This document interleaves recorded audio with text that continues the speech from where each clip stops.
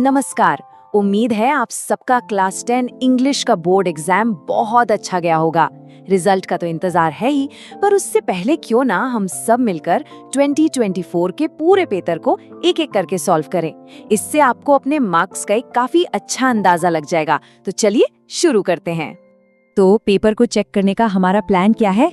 ये रहा हमारा रोड मैप। हम सबसे पहले शुरू करेंगे सेक्शन सी यानी ग्रामर से।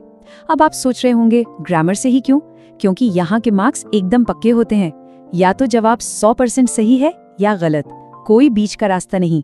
ग्रामर के बाद हम चलेंगे सेक्शन डी पर, जहाँ लिटरेचर और पोएट्री देखेंगे, और फिर सबसे आखिर में सेक्शन ए यानी रीडिंग कॉम्प्रिहेंशन। तो तैयार हैं? चलिए इसी रास्ते पर आगे बढ़ते हैं। ठीक है, तो सेक्शन सी ग्रामर शुरू करते हैं। क्वेश्चन 6 था वर्ब फॉर्म्स के बारे में। चलिए एक एक करके देखते हैं। पहला, my father a mile every day. अब यहाँ एवरी डे लिखा है, मतलब ये रोज की आदत है, तो सिंपल प्रेजेंट टेंस लगेगा और सही जवाब है रन्स। दूसरा, राजू इन द ग्राउंड। ये एक पास्ट कंटिन्यूअस एक्शन है, यानी भूतकाल में कुछ हो रहा था, तो इसका जवाब होगा was प्लेइंग। तीसरा, वी टू जयपुर टुमारो। यहाँ टुमारो आया मतलब भविष्य की बात हो रही है, तो आएगा विल गो। और चौथा, the thief before police arrived. इसमें दो काम हुए हैं, चोर पहले भागा, पुलिस बाद में आई, तो जो काम पहले होता है उसके लिए पास्ट परफेक्ट टेंस लगता है, यानी हैड एस्केप्ड। उम्मीद है आपके ये चारों सही होंगे। चलो अब आगे बढ़ते हैं क्वेश्चन 7 और 8 पर। क्वेश्चन 7 था सब्जेक्ट वर्ब अग्रीमेंट का। पहला है बोथ राम एंड श्याम। याद रखें, जब भी बोथ एंड से दो लोग जुड़ते हैं तो वर्ब हमेशा प्लूरल होता है, इसलिए यहाँ आर प्लेइंग आएगा। दूसरा, ईदर सुमित और मनीष। ईदर और का नियम ये है कि वर्ब अपने सबसे पास वाले सब्जेक्ट के हिसाब से लगता है। यहाँ वर्ब के पास है मनीष जो सिंगुलर है, तो जवाब होगा हैज कंप्लीटेड। अब Q8 जिसमें सेंटेंसेस को जोड़ना था।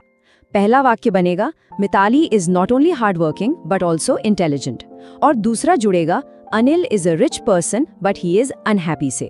आसान था, है ना? और अब ग्रामर सेक्शन के आखिरी दो सवाल 9 और 10। क्वेश्चन 9 पैसिव वॉइस का सही जवाब है the world cup was won by the Indian girls cricket team. और क्वेश्चन 10 इनडायरेक्ट स्पीच का जवाब है the teacher told the students that the earth moves around the sun. यहाँ पर एक बहुत जरूरी बात है, एक गोल्डन रूल समझ लीजिए। जब भी इनडायरेक्ट स्पीच में कोई यूनिवर्सल ट्रूथ यानी ऐसी सच्चाई जो कभी नहीं बदलती, जैसे कोई साइंटिफिक फैक्ट, तो उसका टेंस कभी नहीं बदलता, इसीलिए मूव्स का मूव्स ही रहा। ये एक बहुत कॉमन गलती है, उम्मीद है आपने ये सही किया होगा। तो ग्रामर सेक्शन तो हो गया, अब चलते हैं सेक्शन डी लिटरेचर पर, और इसकी शुरुआत हम करेंगे एक रैपिड फायर राउंड के साथ।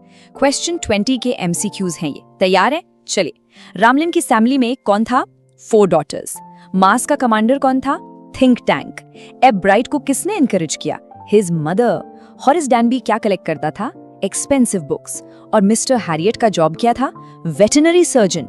कैसा रहा ये रैपिड फायर? चलिए आगे बढ़ते हैं। लिटरेचर में अब आगे देखते हैं प्रोज एक्सट्रैक्ट, जो द सीगल की बहुत ही प्यारी कहानी से था। चलिए इसके जवाब चेक करते हैं। पहला, हु वॉज विद हिम? वो यंग सीगल अपनी चट्टान पर बिल्कुल अकेला था, तो जवाब है ही वॉज अलोन। दूसरा, what was he afraid to do? वो जाहिर है उड़ने से डर रहा था, सो टू फ्लाई। तीसरा, what was beneath the ledge? नीचे था एक बहुत बड़ा हरा, द सी।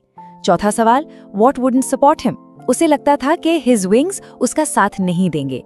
और आखिर में सिबलिंग्स मेंशन्ड, हाँ, उसके 2 ब्रदर्स 1 सिस्टर थे जो पहले उड़ चुके थे। अब बारी है पोएट्री एक्सट्रैक्ट्स की। हमारे पास 2 बहुत अलग अलग कविताएं थी। पहली, फॉग पोएम। इसमें इट किसको कहा गया है? बिल्कुल सही, फॉग को। पोएट ने फॉग को किससे कंपेयर किया है? एक शांत चुपके से आने वाली अ कैट से। और वो कैसे आती है? साइलेंटली, दबे पांव। इसके बाद आती है बेचारी अमांडा। उसे क्या खत्म करने के लिए कहा गया था? उसका होमवर्क। और क्या करने को कहा गया? Clean her shoes and tidy her room. और कौन था जो उसे लगातार डांट रहा था? वो थी हर मदर। चलिए अब आखिर में वापस चलते हैं सेक्शन ए रीडिंग कॉम्प्रिहेंशन पर, और देखते हैं द एवरेस्ट पैसेज। इसका पार्ट 1 फैक्ट्स पर था। पहला, स्टैंडिंग ऑन एवरेस्ट। ये सवाल थोड़ा ट्रिकी था। इसका सही जवाब है नन ऑफ दीज, क्योंकि पैसेज में बताया गया है कि वहां खुशी और उदासी दोनों फीलिंग्स का मिक्स होता है। दूसरा, डोमिनेंट इमोशन क्या था जो क्लाइंबर महसूस करता है? वो घमंड नहीं बल्कि ह्यूमिलिटी है। How long does the Joy last? Passage कहता है कि ये खुशी ए लाइफ टाइम तक रहती है। और दी अल्टीमेट क्लाइंबिंग, ये तो जाहिर है क्लाइंबिंग एवरेस्ट ही है। अब एवरेस्ट पैसेज का पार्ट 2 देखते हैं जो वोकैब्युलरी के बारे में था। द अदर समिट क्या है? ये कोई पहाड़ की चोटी नहीं है, ये हमारे मन की अंदर की चोटी है, the summit of the mind. Passage के हिसाब से असल में क्या बदलता है? सिर्फ चढ़ाई नहीं बल्कि पूरा दी एक्सपीरियंस। हाईएस्ट पॉइंट के लिए पैसेज में कौन सा शब्द इस्तेमाल हुआ है? समिट। और जुबिलेंट यानी बहुत खुश का ऑपोजिट क्या है? सैडनेस। ये तो एक सीधा साधा वोकैबुलरी चेक था। और इसी के साथ हमारी ये पूरी आंसर की खत्म होती है। अब आप इस स्लाइड को देखकर ग्रामर, लिटरेचर और रीडिंग के अपने अपने मार्क्स जोड़ सकते हैं और देख सकते हैं कि आपका पेपर कैसा रहा। पर एक बात याद रखिएगा, ये सिर्फ एक अंदाजा है। सबसे जरूरी बात ये है कि आपने अपनी पूरी मेहनत की। आपके ऑफिशियल रिजल्ट्स के लिए हमारी तरफ से बहुत बहुत गुड लक। और हाँ, कितने क्वेश्चन सही हुए कमेंट्स में बताओ।